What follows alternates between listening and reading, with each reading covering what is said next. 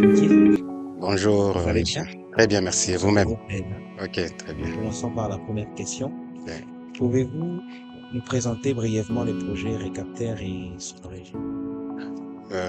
Recapter, qui est en fait une abréviation du, de la grande dénomination concernant le renforcement des capacités des organisations de la société civile pour faciliter l'accès à la terre en vue d'un développement durable et égal. Donc, c'est un projet de renforcement des capacités des organisations de la société civile qui viennent des organisations de producteurs agricoles qui doivent cette fois-ci œuvrer comme des organisations de la société civile en vue de leur permettre à accéder à la terre pour continuer ou bien pérenniser durablement leur exploitation agricole, bien sûr pour les retombées d'un développement qui est durable, c'est-à-dire dans la durée, et qui est aussi égal, donc en prenant compte de tous les acteurs sociétals dans le développement. Ces origines remontent d'un ancien projet, un programme, le programme d'appui à la sécurité alimentaire qui a existé dans la zone d'œuvre, qui a été mise en œuvre dans la zone où Recapter continue à mener ses actions, là où on avait appuyé les producteurs agricoles en technique d'agriculture durable, en tout ce qui est thématique de renforcement, thématique concernant l'organisation administrative et l'organisation structurelle des groupements associatifs et tout ce qui est exploitation respectant les normes environnementales. Mais on était buté à une difficulté. Après le fait que les acteurs, bien les bénéficiaires, ont acquis toutes ces compétences, ils ne pouvaient plus aller au-delà d'acquérir des grosses exploitations, bien des exploitations en grande quantité, à vue de satisfaire leurs besoins d'alimentation. Et cela est venu des deux facteurs, l'accès à la terre, mais aussi à la pauvreté des sols qui étaient exploités. Donc, il fallait les appuyer, continuer à les appuyer afin de pérenniser leurs exploitations en leur donnant les possibilités d'accéder à beaucoup plus de superficies de terre, parce que la production est fonction de la superficie exploitée, mais aussi beaucoup plus du rendement des cultures. Alors qu'avec tout ce que nous constatons aujourd'hui avec les changements climatiques, les rendements agricoles quasiment de toutes les spéculations sont en baisse. Cela est constaté partout au monde. C'est ainsi que Recapter est venu justement pour renforcer les capacités de ces producteurs agricoles qui, pour accéder à des productions énormes, c'est-à-dire en termes de superficie de terre à exploiter, mais aussi en termes d'exploitation respectant les normes environnementales, à œuvrer comme des organisations de la société civile parce qu'il y a beaucoup d'obstacles qui leur empêchent d'accéder à la terre, mais aussi de faire des exploitations respectant les normes environnementales. C'est ce qui explique le bien fondé de Recapter. Alors, vous avez parlé tantôt de la question d'accès à la terre. Alors, pourquoi la question de cet accès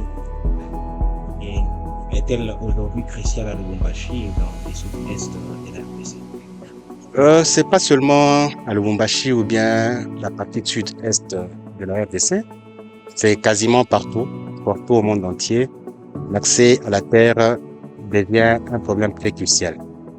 Et beaucoup plus particulièrement dans le sud Katanga, c'est tout le monde le sait, avec l'expansion de l'exploitation minière, il y a des paysans qui se voient dépourvus de terre parce qu'il y a toujours des exploitants miniers qui viennent prévaloir sur l'exploitation agricole. Donc, acquérir une concession pour une exploitation agricole est beaucoup plus négligé qu'acquérir une grande concession pour l'exploitation minière.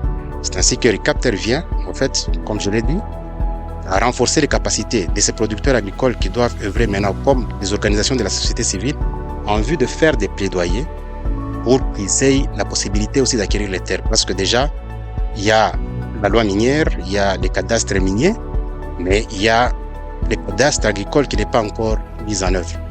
Donc, il faudrait, comme vous le savez, l'acquisition des terres, c'est toutes les procédures, commençant par la déclaration de la vacance des terres, et tout ce qui est bornage, jusqu'à avoir des titres de propriété de cette terre-là. Et cela dépend. Ça dépend s'il s'agit d'une exploitation minière, s'il s'agit d'une exploitation agricole, mais si aussi il s'agit d'une concession d'habitat. Alors que aujourd'hui, on traite tout le monde de la même façon. Il y a quasiment des confusions pour ceux qui veulent acquérir la terre sans en savoir les procédures, s'il s'agit d'une exploitation agricole, d'une exploitation minière ou bien d'une concession résidentielle.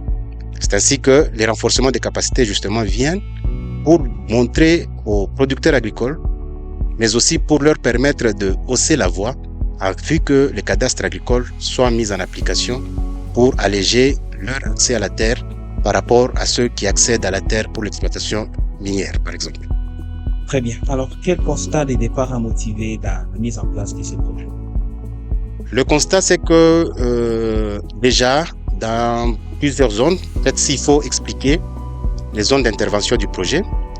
Le projet intervient dans 10 territoires des 4 provinces démembrées du Grand Katanga.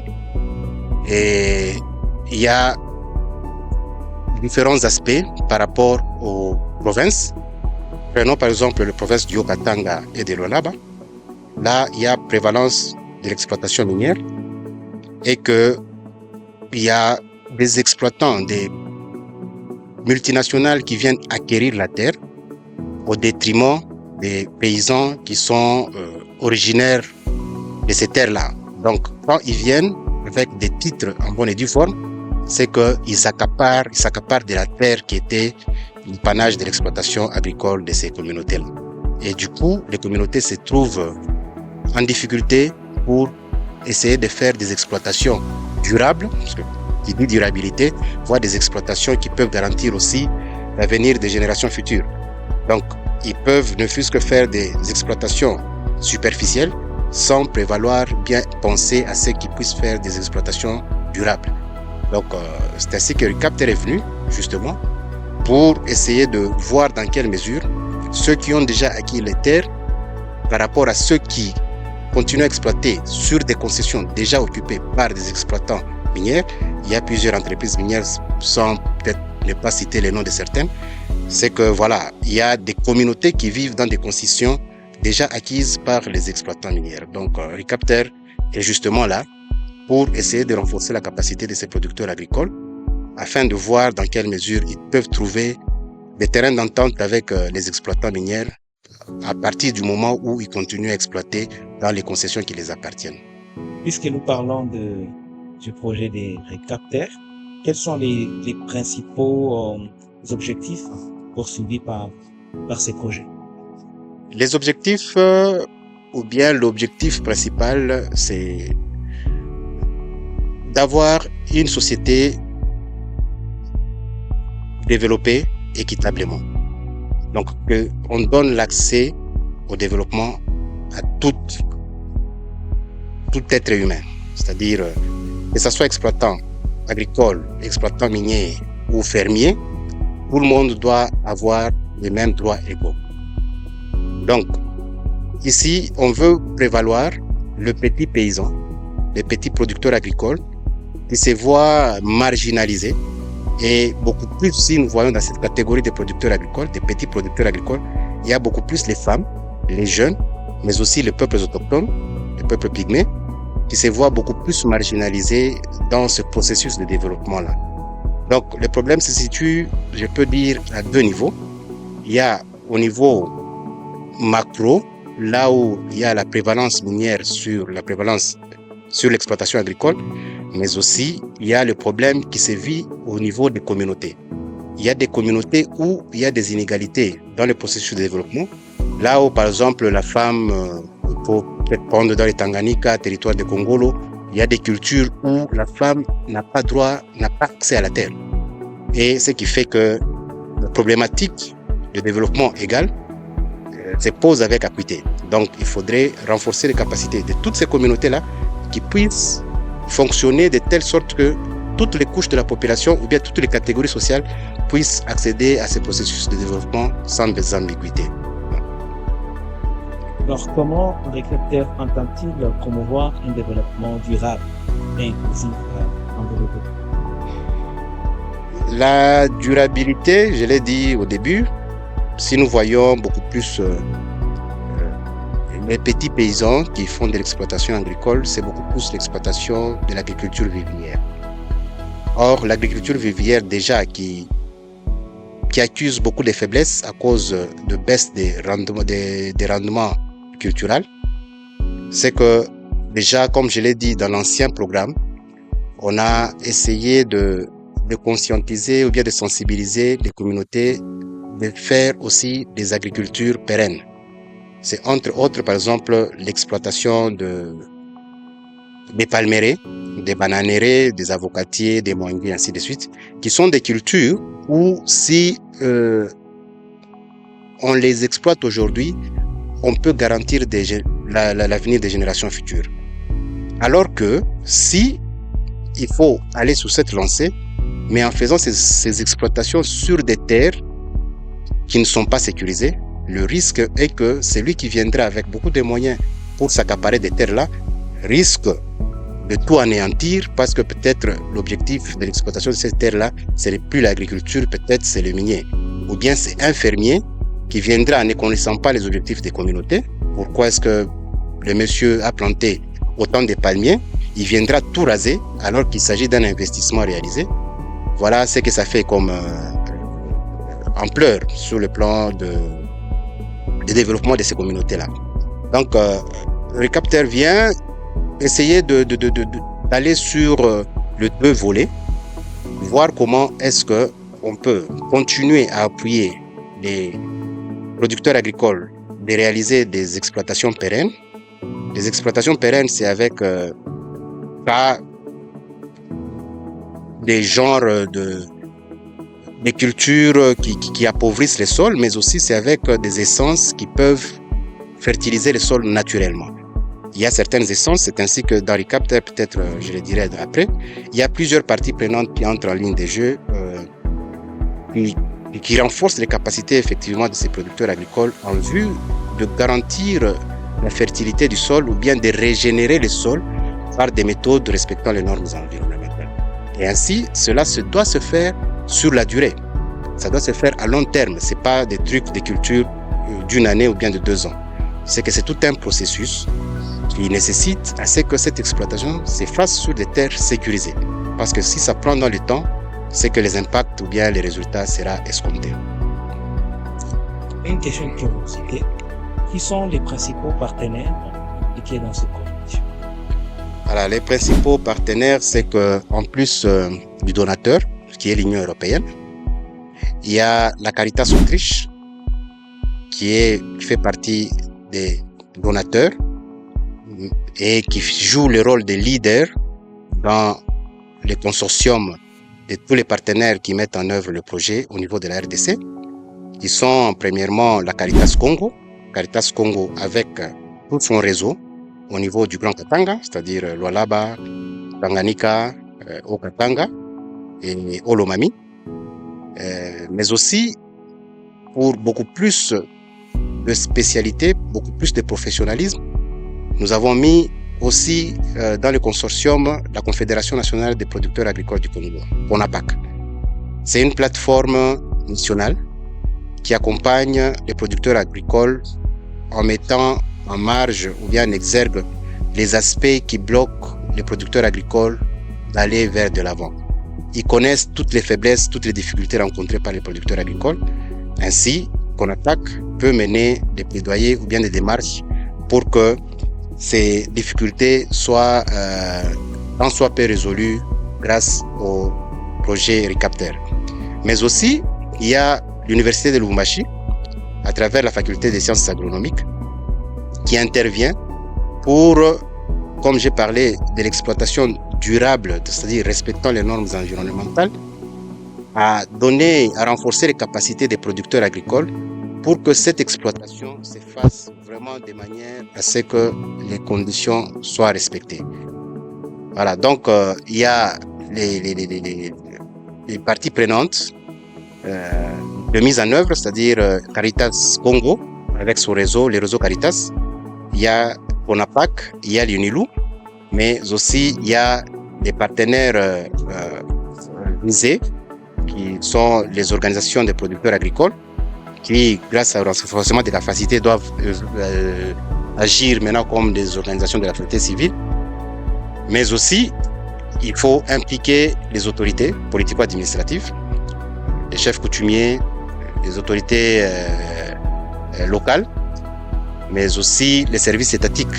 Donc, nous travaillons en consortium avec tous ces partenaires-là pour que la question de sécurisation foncière ou bien la question de la préservation de la biodiversité et de gestion des ressources naturelles soit vraiment vue sous tous ces angles pour qu'il n'y ait pas de difficultés dans la mise en œuvre du projet. Donc, il y a les partenaires de mise en œuvre, mais aussi les bénéficiaires qui sont partie prenante au projet.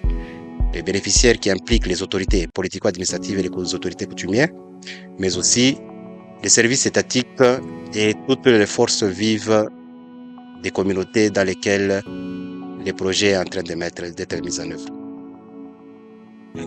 Par rapport à l'Université de Lubumbashi, elle contribue comment à ces projets? Les thématiques relatives à la préservation de la biodiversité et de la gestion des ressources naturelles ne sont pas maîtrisées par le commun des mortels. L'Université de Lubumbashi intervient avec des thématiques beaucoup plus scientifiques et professionnelles qui permettent à ce que les paysans puissent comprendre aujourd'hui qu'en associant les cultures, par exemple, les maïs qui consomment beaucoup plus d'azote, en associant avec la culture, par exemple, de haricots ou bien des légumineuses, c'est qu'il y a compensation.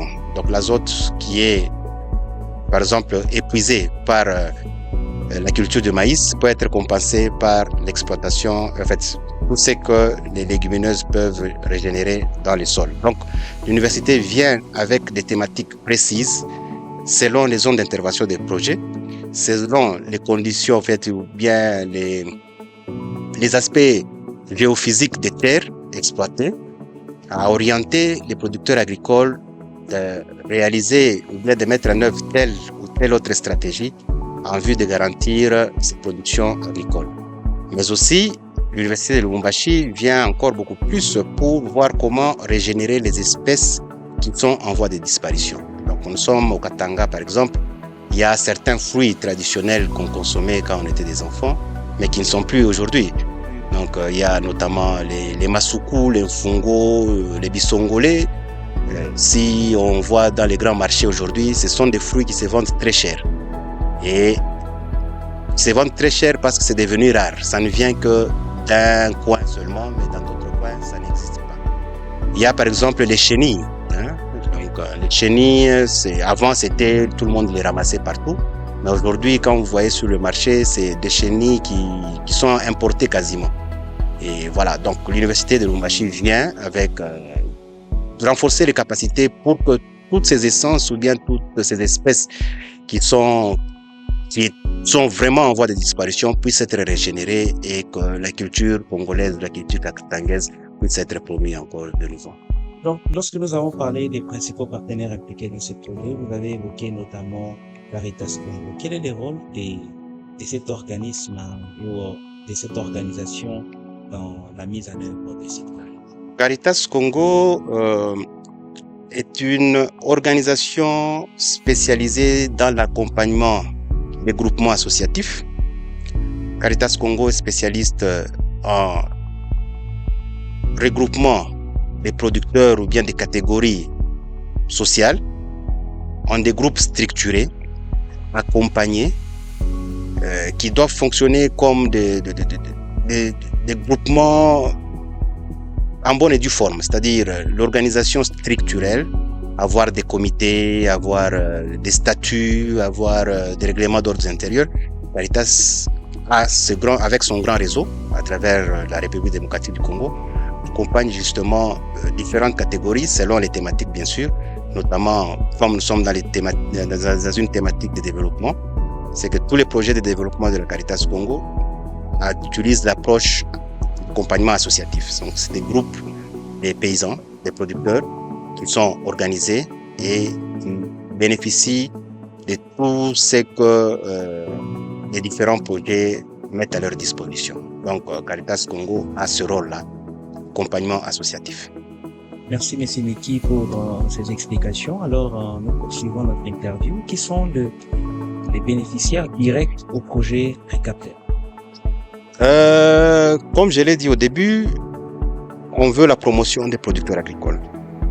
Ce sont des organisations de producteurs agricoles, mais qui, dans le cadre de Recapter, doivent œuvrer comme organisation de la société civile. Parce que, comme organisation de la société civile, il y a des approches, il y a des stratégies, des manières à agir pour, entre autres, revendiquer ses droits ou bien chercher à faire des plaidoyers.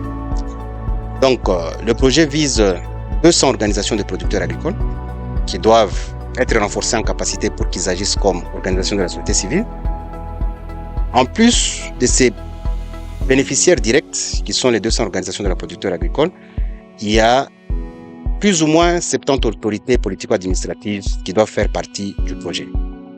Nous impliquons aussi les médias, donc plus ou moins 20 médias ou bien institutions médiatiques qui doivent nous accompagner parce que par rapport à la cible, les messages ou bien les bénéfices des thématiques développées n'auront pas large diffusion si on n'implique pas les médias dans le processus de communication. Donc on travaille avec 20 médias, 70 autorités politico-administratives, des entités territoriales décentralisées, mais aussi des services étatiques, en plus de 200 organisations de producteurs agricoles regroupées en coopératives, en associations ou bien organisations de producteurs agricoles de peuples autochtones. Et les peuples autochtones, là, il faut signaler qu'on les identifie beaucoup plus dans les territoires de Kabalo et dans les territoires de Nyunzu. Il y a 20 organisations de femmes, exclusivement de femmes, et 60 organisations de jeunes. Donc, les catégories ciblées sont spécifiées, comme je viens de le dire, afin de garantir cette égalité dans le processus de développement. Alors, vous avez parlé notamment de l'implication des jeunes, des femmes, mais aussi des peuples autochtones dans ces programmes. Oui. Quelles sont les principales activités prévues sur les terrains des jeunes? Les principales activités, c'est beaucoup plus le renforcement des capacités. Plusieurs thématiques sont développées. Thématiques qui sont développées à travers des activités réalisées pour atteindre certains résultats, comme des activités de renforcement des capacités sur le rôle de la société civile, le renforcement des capacités sur la prévention et la gestion des conflits. Il y a aussi un renforcement des capacités concernant, bien pas un renforcement des capacités, mais un appui en microsubvention pour matérialiser tous ces renforcements des capacités. Il y a au niveau des résultats 2, c'est les résultats concernant le foncier. Il y a le renforcement des capacités concernant la loi foncière, les outils de sécurisation foncière. Il y a la vulgarisation de la loi matrimoniale, c'est-à-dire l'autorisation de la femme d'exercer une activité quelconque sans l'autorisation de son mari. Donc, toutes ces thématiques-là sont développées en vue de garantir l'atteinte des objectifs du projet. Au niveau du troisième résultat, sur la biodiversité et la préservation des ressources naturelles, il y a des thématiques telles que la biodiversité elle-même, de quoi il s'agit, expliquer ce que signifient les écosystèmes, ou bien l'importance de tout ce qui existe sur la Terre. Ça, ce sont des thématiques développées par l'Université de Lubumbashi. Mais il y a aussi la matérialisation par les actions de reboisement. Donc, chaque année, à l'occasion de la célébration de la journée de l'arbre le 5 décembre, il y a des grandes campagnes de reboisement qui sont organisées dans les 10 territoires que sont les territoires de mise en œuvre du projet. Donc, ce sont des actions de reboisement réalisées avec des essences, notamment, comme j'ai dit, des essences en voie de disparition beaucoup plus, des essences natives, mais aussi avec des essences exotiques, comme on dit. Donc, et tous ces trois résultats se matérialisent beaucoup plus au niveau du résultat 4 avec des actions que nous menons, des actions qui mobilisent les grands publics. Parce que quand vous voyez la cible de 200 organisations de producteurs agricoles par rapport à la grande communauté, c'est insignifiant. Il faudrait que ces 200 organisations de producteurs agricoles qui ont bénéficié du renforcement des capacités puissent les démontrer maintenant devant le grand public. Donc c'est ainsi qu'il y a des grands événements qu'on organise, notamment à l'occasion des célébrations des journées internationales. Il y a la journée internationale de l'abeille qui aura d'ici le mois de mai, là où on aura une rencontre des organisations paysannes qui viendront exposer leur production sur base des renforcements des capacités obtenues de ReCapter. Voilà, il y a des célébrations de la journée d'environnement, comment est-ce que les organisations paysannes gèrent l'environnement par rapport à tout ce qu'ils ont appris de ReCapter. Il y a par exemple la célébration de la journée internationale des peuples autochtones. Comment est-ce qu'on peut promouvoir la culture ancestrale des peuples autochtones qui sont spécialistes dans la médecine traditionnelle, mais aussi tout ce qu'il y a comme aliments retrouvés dans les milieux des peuples autochtones. Donc, tout ça, ce sont des événements qu'on organise qui montrent le bien fondé des renforcements des capacités réalisés au niveau de résultat 1, résultat 2 et résultat 3. Voilà. Avant peut-être la dernière question, quel changement concret attendez-vous pour les communautés locales d'ici 4 ans? Le changement primordial, c'est d'abord avoir des communautés qui doivent faire des choses autrement que ce qu'ils sont en train de faire actuellement. Le renforcement des capacités, comme je l'ai dit, donc, vise le changement des mentalités. Dans les activités ordinaires, traditionnelles, habituelles, c'est que les paysans qui a reçu les renforcements des capacités, qui a été renforcé en capacité, ne doit plus continuer à exploiter la terre comme ce qu'il faisait il y a 10 ans, 20 ans. Donc, on veut vraiment que ce petit noyau de 200 organisations puisse démontrer aux autres membres de la communauté qu'en faisant l'exploitation agricole de la manière dont ils étaient renforcés par ReCapter, puissent avoir une ampleur beaucoup plus intéressante au niveau des communautés globales, si je peux dire comme ça. Alors, en vous suivant du début jusqu'à peut-être à la fin, vous avez évoqué 4 provinces qui regorgent la province dans les grands Katanga, notamment la province du Haut-Katanga, Olomami, Lualaba et Tanganyika. Peut-on envisager une extension du projet à d'autres provinces? Ce n'est pas exclu. Ce n'est pas exclu. Nous voulons voir les résultats. Nous sommes quasiment à la dernière année de la mise en œuvre, mais les résultats sont quand même satisfaisants, pouvant permettre à ce qu'on puisse solliciter l'extension du projet sur les autres provinces, parce que déjà, on sent déjà une grande différence du paysan, de l'ancien paysan et du nouveau qui est renforcé en capacité. Donc, ce n'est pas exclu. Monsieur Miki, avez-vous un dernier mot à ajouter à cette interview? Sinon, ça a été un plaisir de présenter. Le dernier mot, c'est vous remercier. Vous remercier de venir nous rencontrer pour échanger sur cette question qui sera peut-être médiatisée et mettre à la portée de tout le monde, mais aussi s'il faut peut-être encore beaucoup plus sensibiliser les bénéficiaires du projet, s'ils vont nous suivre, qu'ils puissent vraiment prendre à cœur toutes les thématiques développées en termes de renforcement des capacités et de les mettre vraiment en pratique. Donc, également remercier les donateurs, mais aussi toutes les parties prenantes au projet par rapport à tout ce qu'ils sont en train de réaliser pour la matérialisation de ce projet. Voilà. M. Miki, nous vous remercions. C'est moi qui vous remercie.